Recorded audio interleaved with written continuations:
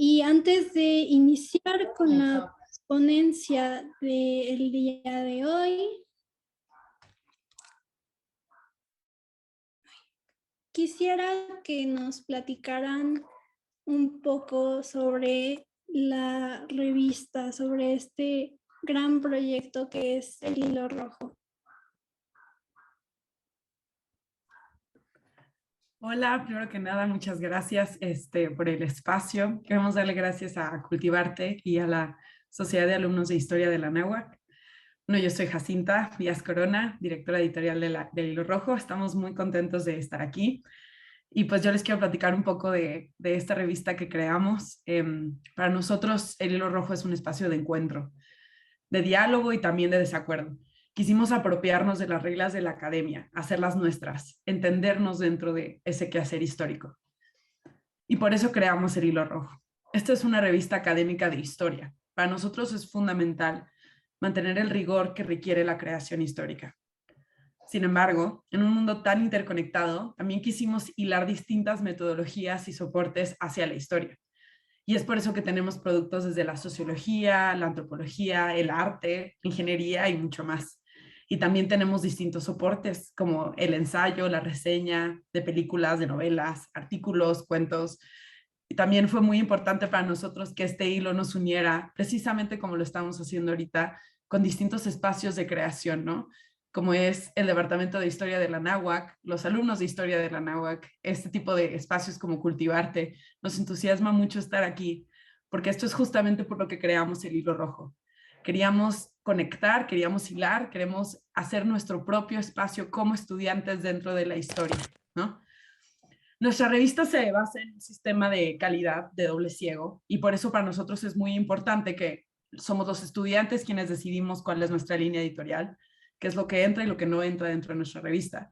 Y posteriormente todos nuestros artículos pasan por un proceso de selección con dictaminadores expertos en sus respectivas áreas. Por lo tanto, el Hilo Rojo se mantiene como una revista que nosotros controlamos, pero que queremos asegurar un estándar de calidad para nuestros lectores y también para el espacio de diálogo que estamos creando, ¿no? La revista El Hilo Rojo se fundó en 2020, entre todo el desastre que vivimos todos. Fue un momento en donde quisimos juntarnos para hacer este proyecto. La flama llevaba ahí, las ganas llevaban ahí mucho tiempo en el departamento de historia, pero fue gracias a este equipo, fue gracias a Ceci, fue gracias a Nico, fue gracias a todos que por fin pudimos hacerlo realidad. Entonces, estamos muy entusiasmados de estar aquí con ustedes, de hablarles de nuestra revista, de que uno de los autores de su primer número, Eric Reyes, también nos platique de su experiencia y de su producto que está ya publicado. Invitarlos a participar, invitarnos a leerlos, invitar a que estén con nosotros entretejiendo el hilo que nos une a través de la historia. Estamos muy entusiasmados de estar aquí. Muchísimas gracias. Y le quiero dar la palabra a Nicolás, que les va a platicar de nuestro primer número. Hola, muchas gracias y mucho gusto muchas gracias por esta invitación. Estamos de verdad que muy emocionados de poder compartirles este proyecto y invitarlos a que colaboremos juntos en un futuro, ¿no? Sobre el primer número de nuestra revista, que fue ya el resultado de más de un año de trabajo, trató de cumplir con el objetivo de la interdisciplinaridad y contiene una variedad de ensayos, artículos, reseñas, incluso cuentos que abarcan desde la reflexión historiográfica hasta la filosofía, la antigua Grecia, la guerra de México y Estados Unidos, la guerra de Vietnam y otros momentos adscritos a lo que nosotros llamamos y con lo que titulamos este primer número, inicios y procesos. Todo esto es acompañado de una estética que resulta una experiencia de lectura muy agradable y sobra mencionar que también pues hay otros tipos de productos artísticos como la ilustración y el collage. Con esto les quiero invitar a colaborar con nosotros para la elaboración del segundo número del Hilo Rojo, que titulamos Revoluciones, Lucha y Resistencia. Si tienen un texto o un producto cultural que creen que puede caber dentro de este tema, les invito a enviarlo para ser dictaminado y posiblemente publicado. La fecha límite para hacer el envío de sus productos es el 30 de enero, entonces pues se les está acabando el tiempo. Apúrense, el link ya está aquí en el chat. Ahí pueden ver en nuestra página web tanto los lineamientos y ética editorial como el primer número ya publicado. Anímense a participar. Esto es un espacio increíble para jóvenes historiadores e historiadoras que quieran hacer su primer incursión dentro del mundo de las publicaciones académicas. Muchas gracias nuevamente y esperamos sus envíos.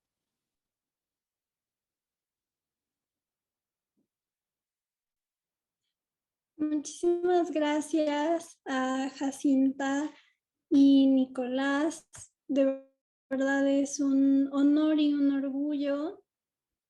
Les extiendo mis felicitaciones por este lanzamiento y esperemos que la revista siga creciendo y muchas personas publiquen, de verdad. Bueno, ahora sí. Sin más demora, leeré una breve semblanza de un colega y el ponente del día de hoy. Él es Eric Bernardo Reyes Rodríguez, estudiante de octavo semestre de la licenciatura en Historia de la Universidad Anáhuac, México. Ha asistido y participado en congresos y ciclos de conferencias como ponente a nivel nacional y ha publicado artículos en revistas de la Universidad Anáhuac y, por supuesto, la Universidad Iberoamericana. Ha participado en diversos ciclos de conferencias dedicados a los videojuegos en la Universidad Anáhuac y la Universidad Autónoma de Chihuahua. Se ha especializado en temas relacionados a la edad contemporánea, la historia del cine e historia de los animales. Adelante, por favor, Eric.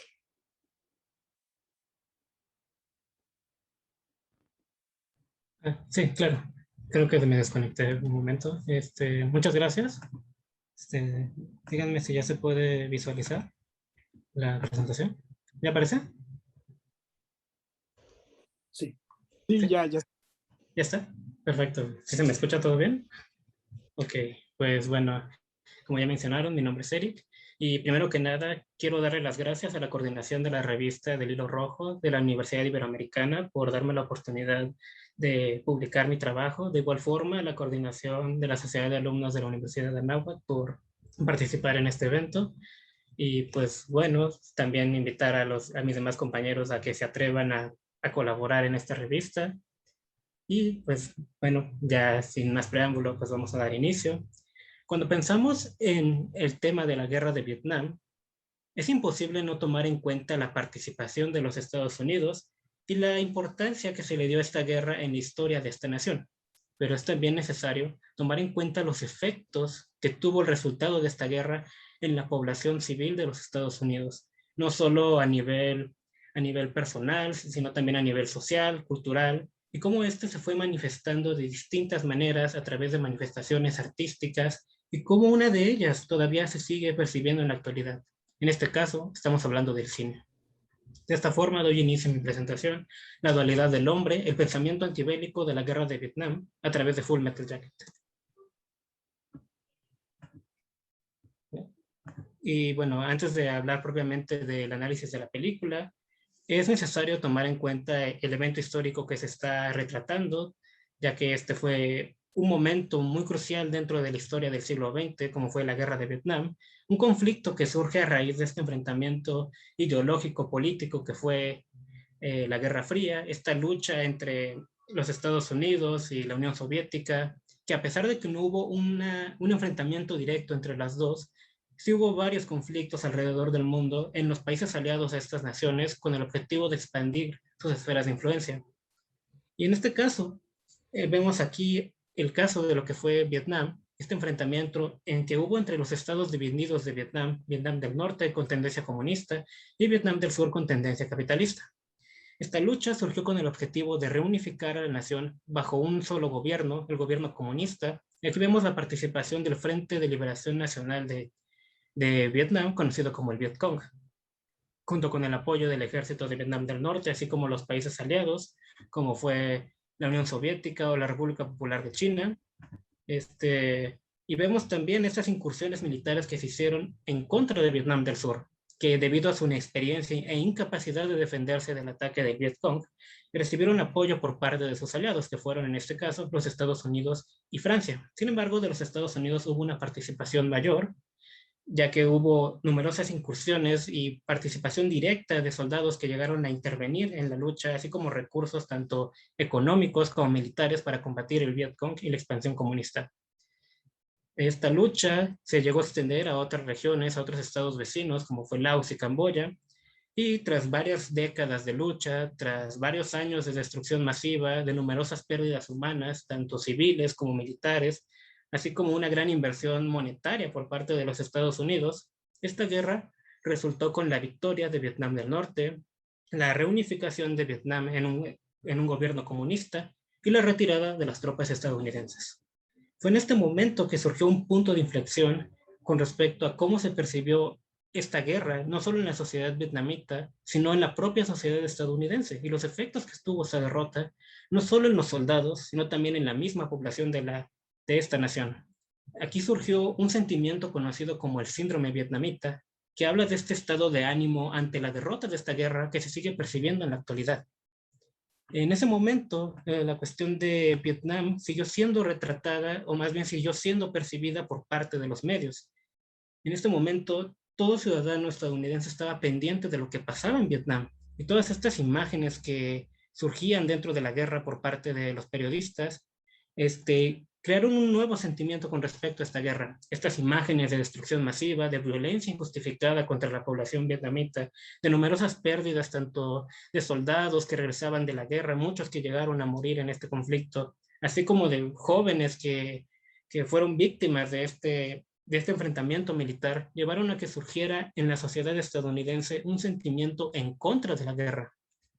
Ya en ese momento, el tema de Vietnam estaba tan presente en toda la población de este país, no solo en los jóvenes, sino también en todas las comunidades y estratos sociales, y cada ciudadano tenía su postura con respecto a la guerra, algunos a favor, algunos en contra, pero este movimiento en contra de la guerra de Vietnam llegó a expandirse incluso a otras naciones. Hubo un momento donde hubo un despertar entre los jóvenes, un despertar en la generación de percibirse de manera diferente, de criticar los motivos de una guerra, y el ejemplo de Vietnam estaba tan presente en la sociedad del siglo XX que llegó a expandirse y manifestarse de distintas formas, sobre todo en el ámbito artístico, como fue en el caso de la propaganda. Aquí vemos numerosas imágenes, todas transmitidas a través de carteles, de panfletos, de caricaturas políticas en diarios y en periódicos, y justamente ellos critican los motivos de esta guerra, empiezan a verlo desde distintos aspectos, hacia distintos grupos sociales en la población estadounidense, ven los daños y efectos que está causando no solo en la población vietnamita, sino también en la misma población local, las cuestiones con respecto a si esta guerra tiene una razón de ser, de verdad implica que tantos jóvenes estén sacrificando y estén luchando por una guerra que para ellos no tiene sentido, una guerra que no tendría por qué haber pasado. De igual forma, se manifestó dentro de la música.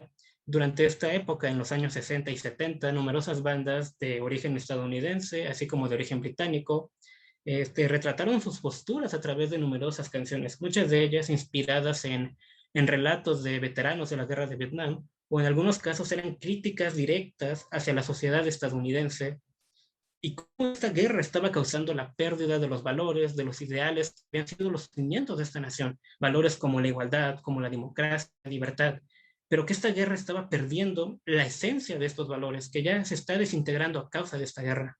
Pero sobre todo, cuando hablamos de la imagen de Vietnam en las artes, es importante el papel que jugó el cine. El cine, como muchas de estas producciones, tenía un motivo, pero este se fue transformando a lo largo del tiempo hasta la imagen que vemos actualmente.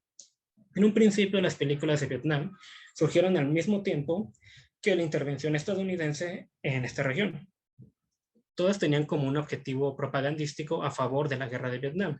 se hicieron apoyando la participación de los estadounidenses, apoyando el reclutamiento, en favor y en lucha por el pueblo vietnamita del sur para acabar con la expansión comunista. Un ejemplo de ellos es la película de Las Bonas Verdes de John Wayne, pero no es hasta ya los años 70, poco después de que acabó esta guerra, que empieza a surgir una nueva imagen con respecto a ella. Aquí es una versión quizás más crítica, más cruda y más realista de lo que fue esta guerra. Muchas de estas producciones, aunque son dentro del género bélico, son también una postura en contra de la guerra por parte de los directores y los guionistas que participaron. De igual forma, es necesario tomar en cuenta el papel que se le dio al testimonio y a las memorias de los ciudadanos que formaron parte del conflicto, ya que gran parte de estos veteranos, incluso corresponsales de guerra, participaron en el proceso creativo de estas películas. Ellos transmitieron sus testimonios, sus memorias, sus experiencias con respecto a esta guerra. Y muchas de ellas, a veces, el enfoque no es la misma guerra de Vietnam, sino el papel de los individuos. Aquí vemos los efectos que tuvo dentro de ellos, las cicatrices que causó esta guerra, tanto físicas como emocionales, como psicológicas. Ya es en este momento donde empieza a haber una imagen más acertada hacia los soldados. Ya no vemos un Vietnam desde una sola perspectiva, sino de múltiples perspectivas, dentro, fuera, antes, después. A través de los soldados, a través de sus familias, empieza a haber un criterio todavía más complejo con respecto a lo que significó esta guerra para la población estadounidense. Y cuando pensamos en la guerra de Vietnam en el cine, los primeros ejemplos que nos vienen a la mente probablemente sean películas como Apocalypse Now, Platoon o Full Metal Jacket. Yo aquí me centro en la producción de Full Metal Jacket, no solo porque no la considero mejor que otras, o no creo que sea una película superior, ya que, como dije anteriormente, cada película tenía un tema o retrataba la guerra de Vietnam de manera diferente. Por ejemplo, en el caso de Apocalypse Now, Francis Ford Coppola, él nos habla de cómo un individuo en un entorno hostil es capaz de desprenderse de su propia humanidad, de su propia moral, para convertirse en la versión más oscura del mismo. Hacía un retrato exagerado, surrealista y crudo y aterrador de lo que es la guerra. Hace una crítica también hacia la cultura y hacia la política estadounidense. Y bueno, mientras que en Platoon de Oliver Stone, él nos habla de su experiencia como soldado. Él nos habla de esta crisis individual por parte de cada soldado que luchó en esta guerra, cómo se empezaron a cuestionar el bien y el mal al adentrarse en una sociedad militar y de verdad cuestionar sus propios motivos ante esta guerra, si de verdad significó para ellos algo el haber luchado en este conflicto. Pero no es hasta que Full Metal Jacket que llegamos a un punto de inflexión que retoma parte de estos dos discursos, pero los lleva a un nivel completamente diferente. No nos habla solo de la guerra de Vietnam, nos habla de la guerra en sí, nos habla del individuo y cuáles son los motivos por los que surge una guerra en general. Si esto es debido a un acondicionamiento instruido, proclamado, insertado en ellos, o simplemente viene de la propia naturaleza del ser humano y su propio deseo de destruir y de matar. Es importante tomar también el papel que tuvo el director. En este caso hablamos de Stanley Kubrick, una de las figuras más icónicas de la industria cinematográfica. Muchas de sus películas son consideradas clásicos de culto, emblemáticas en la cultura popular, y sobre todo cómo este director logró explorar distintos géneros que van desde la ciencia ficción hasta el terror, pero sobre todo cómo retrató el tema de la guerra. Cuando hablamos de la guerra en las películas de Stanley Kubrick, vemos que él lo toma desde distintos contextos, en distintos enfoques, pero siempre con la misma postura.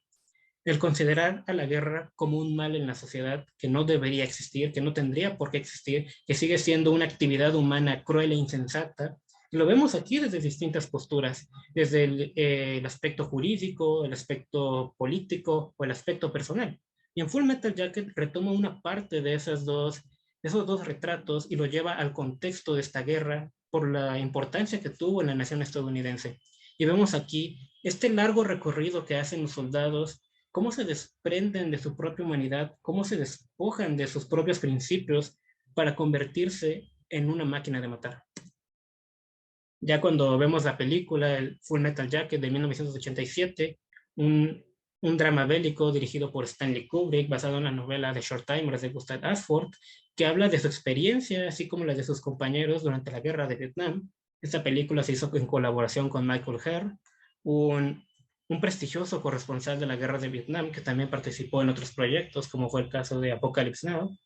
Y vemos en esta película este análisis que hace el individuo frente a una experiencia extrema como es la guerra. Aquí divide la película en dos partes, en el adiestramiento y en la guerra de Vietnam. Aquí nos muestra todo ese largo proceso que hace una persona al adentrarse en una institución militar, desde el campo de entrenamiento hasta el campo de batalla, y cómo poco a poco se va despojando de su propia individualidad, de su propio sentido de bien y el mal, para convertirse en aquello que pide la institución militar, que se convierta en un ser insensible, un ser mecánico, un ser cuyo objetivo sea causar muerte y destrucción. La primera escena que nos muestra esta película es emblemática y ya empieza desde ahí a hacer esta crítica. Vemos un grupo de jóvenes que son rapados, pero aquí nos está hablando de esta pérdida de la personalidad. Entonces nos introduce a un personaje que continúa con este proceso. Una de las figuras más icónicas del cine, el sargento Hartman, que es una representación en sí de la institución militar. Él tiene como objetivo desalentar y arrebatar todo rasgo de individualidad en estos personajes para que poco a poco se vayan adentrando y se vayan moldeando para formarse en aquello que les obliga a ser la institución militar. Vemos esta lenta destrucción del individuo y la pérdida de la identidad, no solo a través del corte de cabello, sino también hacia la pérdida de sus propios nombres. Ya no se dirige a ellos por sus nombres propios, sino por sobrenombres que él les instruye, nombres burlescos, sobrenombres ofensivos, pero poco a poco vemos cómo ellos van aceptándolos y considerándolos parte de su identidad. Ya no se presentan a ellos mismos por sus nombres reales, sino por estos nuevos nombres que les ha dado la institución.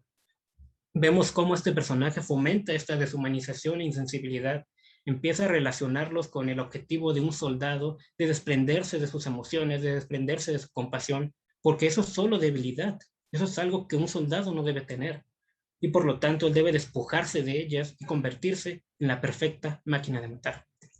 Tras un largo adiestramiento que poco a poco nos va mostrando esta psicología del ejército, así como estos intentos de despojarlos de su propio sentido de individualidad, de su propia persona, vemos a un personaje en particular que es la representación de esta crítica hacia la institución y hacia los motivos de convertir a una persona en parte de lo que es la guerra. Vemos al soldado Pyle, que es este personaje que representa la fragilidad de la psique humana, porque en un principio él no puede adaptarse a este nuevo entorno. Él no puede formar parte de la institución, no solo por incapacidades físicas, sino porque emocional y personalmente no está listo para convertirse en esta nueva máquina de matar que le pide ser el ejército. No está listo para autodestruirse en cierta forma. Vemos aquí este rechazo total hacia las emociones y a la compasión y hacia la propia humanidad que exigen en los soldados, pero que él no está dispuesto a soltar. Y eso causa problemas, por supuesto, con sus propios oficiales y sus propios compañeros, porque vemos cómo él representa esta incapacidad de adaptarse a este nuevo entorno que representa la guerra. Por lo tanto, es el objetivo de sus compañeros y de sus propios oficiales de seguir fomentando el odio y la violencia para que poco a poco se desprenda de estos sentimientos, de estos valores, y se convierta en ese ser mecánico insensible que exige ser un soldado. En una escena en particular vemos al sargento Hartman mencionar a un personaje histórico, Lee Harvey Oswald, que es reconocido por ser el asesino del presidente Kennedy, recordado como el destructor del estilo de vida norteamericano, pero él lo habla como un ejemplo a seguir. Él dice que todo soldado debe ser como este personaje, una persona que mata sin razón, sin motivos, y ese es lo único a lo que debe procurar, que no tiene ningún otro futuro, no tiene ningún otro propósito más que matar. Entonces, después de una escena bastante cruda, ya hacemos una transición ahora a lo que es la guerra de Vietnam. Aquí ya vemos un retrato de cómo se presentó la guerra de Vietnam, por lo menos a los ojos de este director. Habla de esta política intervencionista de los Estados Unidos, habla de esta misma institución militar que procura extender este conflicto, que manipula la información para alentar así la presencia militar, engaña mintiendo acerca de las verdaderas pérdidas humanas y materiales que ha causado esta guerra, y alienta a la participación voluntaria en los Estados Unidos para que continúe este conflicto. De igual forma, los soldados empiezan a cuestionarse los motivos de esta guerra, si de verdad están luchando por liberar a esta nación o simplemente están ahí por destruir a este pueblo. Ya empieza a manifestarse esta inconformidad por parte de los soldados, ya empieza a haber una imagen diferente hacia los motivos por lo que luchan esta guerra, si de verdad tienen una razón por la cual ellos están causando esta muerte y destrucción en la sociedad vietnamita, o simplemente están siendo manipuladas por una fuerza superior como es el ejército o el gobierno. Y aquí vemos un personaje en particular que representa también a esas mismas ideas, que es el soldado Joker y su dualidad del hombre. Esta idea de la dualidad del hombre habla de este inconsciente colectivo que lucha contra el inconsciente personal. Vemos a un soldado que aún no se ha desprendido por completo de sus valores, de sus juicios, de su propia moral, sino que aún conserva una pequeña parte de él, a pesar de que ya está en el entorno de la guerra. Habla de este conflicto interno del ser humano y de esta propia dicotomía que hay entre la paz y la guerra. En una escena en particular vemos cómo sus oficiales se burlan de él por llevar una insignia de paz mientras tiene en su casco inscrito la expresión born to kill, nacido para matar. Y habla de esta contrariedad que existe con respecto a esto, sobre esta propia inconformidad dentro de los soldados con respecto a su participación en Vietnam. Ya vemos cómo cuestiona estos motivos de si la guerra es en realidad, tiene este objetivo de buscar la paz a través de la guerra, conseguir el orden a través de la destrucción, a través de la muerte, y habla de estas consecuencias postraumáticas dentro de los propios veteranos que lucharon en esta guerra. Ya para finalizar esta parte, vemos también un poco esa intención que tiene de ver Stanley Kubrick, lo que sucede cuando un individuo ya abandona este inconsciente personal y se adapta al inconsciente colectivo. Vemos cómo ya se desprende de su propia humanidad, de sus propios valores, cómo la guerra lo ha transformado en ese ser mecánico, insensible, y él simplemente lo acepta. Esta producción, aunque fue considerada como una película de propaganda en contra de la guerra de Vietnam, para el director fue una película que representaba una perspectiva real de lo que fue esta guerra. No solo nos presentaba el campo de entrenamiento, los numerosos tiroteos, las numerosas muertes que hubo en pantalla, sino que trata de ver la verdadera experiencia de lo que fue Vietnam a los ojos de estos soldados. Ya no, al principio nos muestra una especie de comedia de los reclutas, pero luego lo convierte en un drama verdadero sobre la experiencia real que pasaron estos soldados. Habla de la guerra como este gran mal en la sociedad que simplemente está corrompiendo al ser humano. Habla de esta misma insensibilidad por parte de las grandes autoridades, esta deshumanización cuando dejan de ver a estas personas como seres humanos, las conciben como carne de cañón, como cualquier bien consumible, no temen de perder. Ya empieza a haber una imagen diferente a la que otros autores retrataron sobre la guerra de Vietnam en otras producciones. Ya empieza a concebir este problema que es la guerra y cómo destruye a un individuo, cómo lo deconstruye en cierta forma para volverse un ser insensible, un ser mecánico, un ser inconsciente de sus propias acciones. Habla de esta aceptación cínica hacia la guerra y cómo la va aceptando poco a poco. Pues esto no solo fue la guerra de Vietnam en general, no se acerca ni siquiera a lo que fue la guerra de Vietnam. Es solo una perspectiva con respecto a ella. Es la perspectiva que se le dio a través de los ojos de Stanley Kubrick. Y ya para finalizar, los invito a que se den la oportunidad de revisar esta producción, que lo hagan bajo sus propios criterios, bajo sus propios argumentos, su propia crítica, tomando en cuenta algunos de los puntos presentados aquí para que ustedes hagan su propio análisis y reflexión con respecto a ella. También que vean otras producciones relacionadas a ellas, como las que se mencionaron, para que tengan una imagen más generalizada de cómo se percibió la guerra de Vietnam y cómo se retrató en esta gran industria que es el cine, que también como historiadores podemos concebirla como un objeto de estudio de las sociedades pasadas. Y pues sin ya nada más que decir, presento mi bibliografía utilizada en esta presentación y les agradezco su atención.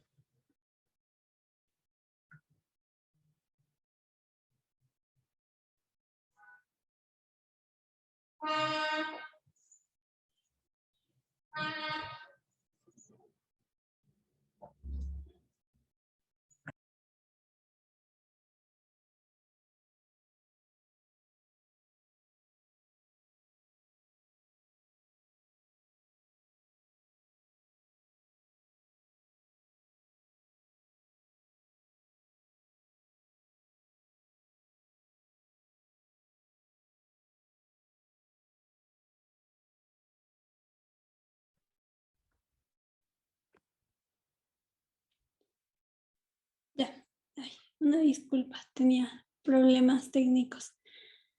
Bueno, muchísimas felicidades por tu trabajo, Eric. Creo que fue un muy buen análisis. Ahora creo que hay que abrir un espacio para preguntas. Si alguien tiene algo que preguntarle a Eric, este es el momento.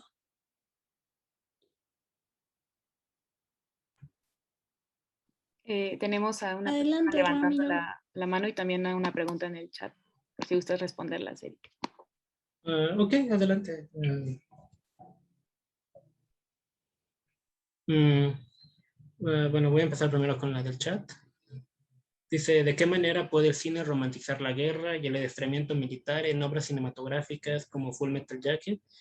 Una pregunta bastante interesante y bastante adecuada, puesto que sí, en parte, algo de lo que hace el cine a veces es exagerar y romantizar la guerra, como verlo como algo heroico, algo patriótico, algo relacionado dependiendo a cómo lo concibe una sociedad en determinado momento. Pero con respecto a la película de Full Metal Jacket, yo no considero que esta romantice tanto la guerra o que o el adiestramiento militar, porque al contrario, lo que hace es mostrar una perspectiva pues un poco más realista, un poco más cruda de lo que implica a un soldado involucrarse en esa institución militar. Pues él hace esta crítica de cómo puede llegar a deshumanizar al propio individuo, cómo puede deconstruirlo en cierta forma. Pero es verdad, a veces el cine puede tener ese papel de mostrar una imagen tal vez inadecuada, equivocada incluso, de lo que es la guerra, cuando sabemos que la guerra pues es algo brutal, es algo horrible en muchos aspectos. Claro, no lo hemos visto de nuestros ojos, pero nos hemos dado una pequeña idea y cómo el cine a veces también retrata esta idea. No sé si contesté a su pregunta.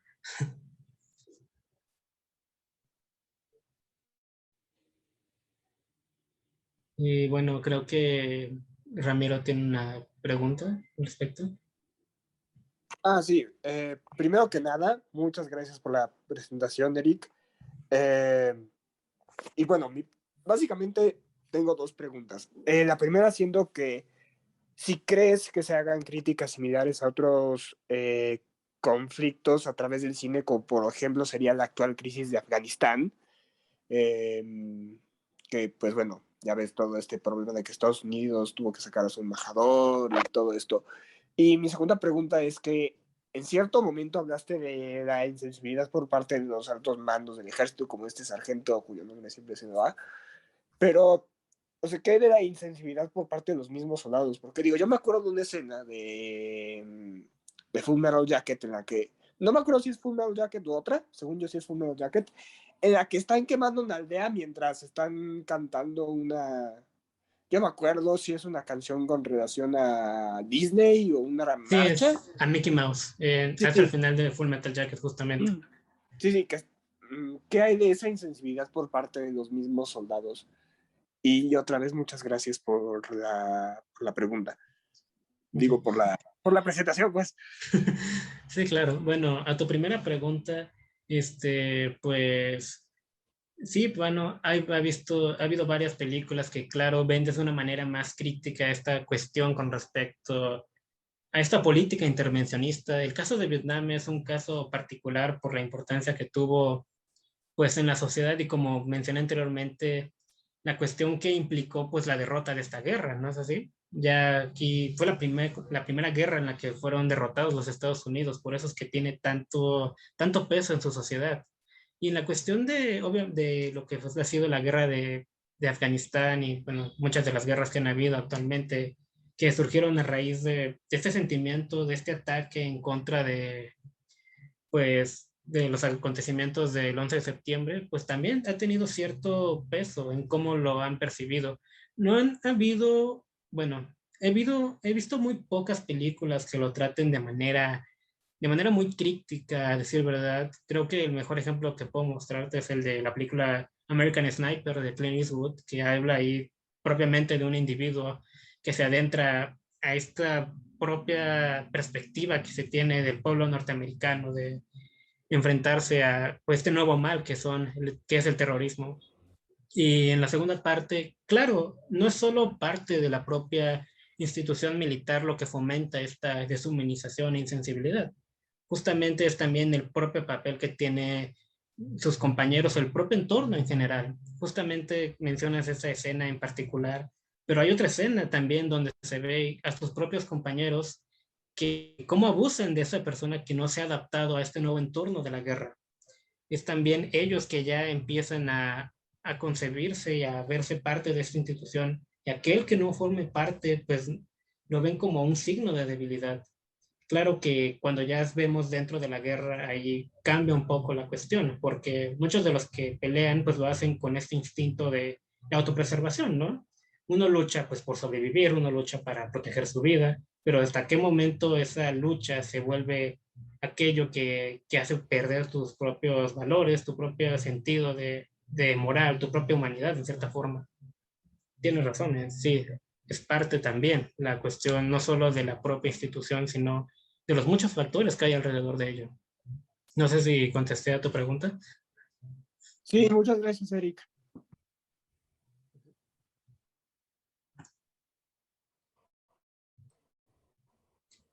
Hay otra pregunta en el chat, dice, si existen otras películas, series que aborden la perspectiva de la guerra de Vietnam desde la postura vietnamita, rusa u otra además de la estadounidense, muchas gracias. Pues la verdad, desconozco un poco de esto porque, bueno, o sea, creo que sí hay varias películas con respecto a la perspectiva vietnamita, no se me ocurre una en especial, pero yo creo que en el caso de la industria estadounidense, pues es un fenómeno todavía más grande, pues por la importancia que le dieron a esta guerra, por cómo se sigue percibiendo actualmente, justamente por este llamado síndrome vietnamita que todavía perdura en la población estadounidense, que sigue causando como este gran efecto o este gran interés por retratar la guerra a través de los soldados. Tristemente no conozco algún ejemplo de otros países. Bueno, hay algunos, por ejemplo, países en Italia, países en Inglaterra. No recuerdo un nombre en específico, sería ya que buscara, pero sí, más que nada se ha visto más en el ámbito del cine estadounidense.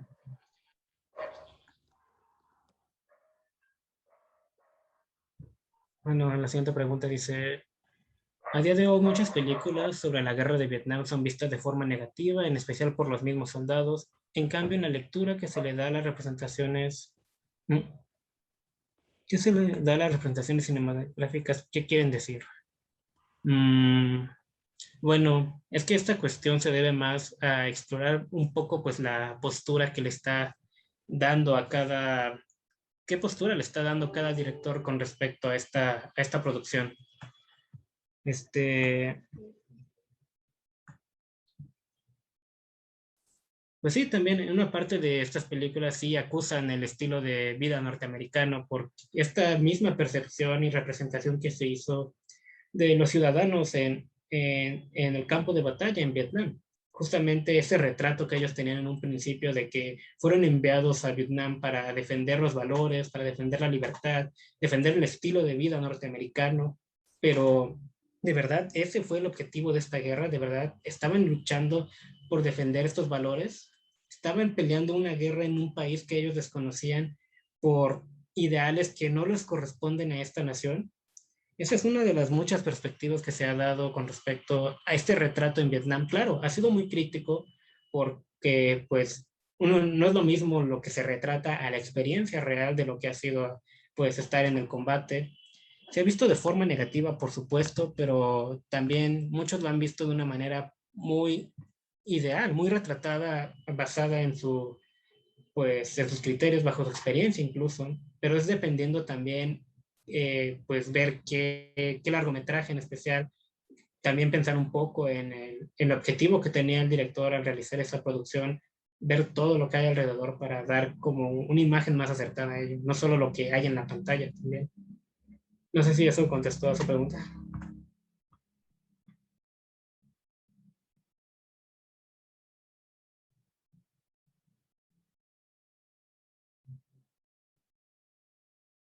No sé si haya más preguntas con respecto a esto.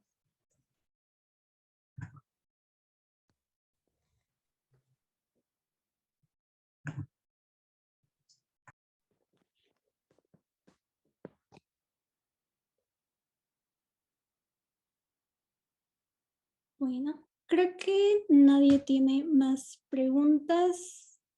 Entonces, ok.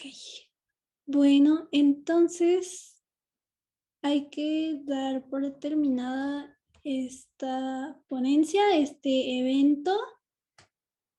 Muchísimas gracias a todos los asistentes. De verdad, les agradecemos su apoyo. Y bueno, igualmente hay que felicitar a El Hilo Rojo. Esperemos que este proyecto siga creciendo y que mucha gente se anime a colaborar con ustedes, a mandar sus artículos. Y espero que todos pasen una muy bonita noche. Y bueno, muchas gracias, Eric, por todo. Jacinta, Nicolás, mil gracias.